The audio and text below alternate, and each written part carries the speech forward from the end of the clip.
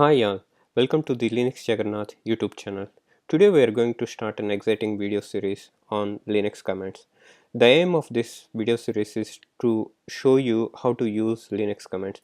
We are going to cover at least 100 Linux commands which are frequently used by Linux users. What each video covers is what is that command, how to use that command, some examples of that command, tips and tricks, and other information as well as required.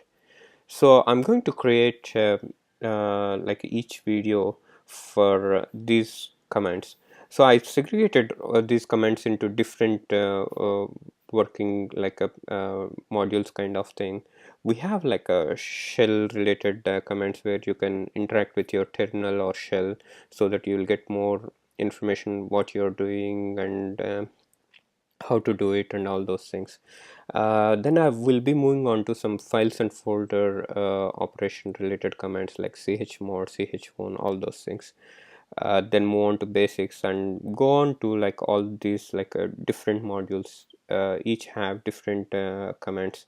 So I'll try to cover as many comments as possible. I may remove some of these comments or I may add some more comments which are not a part of this list.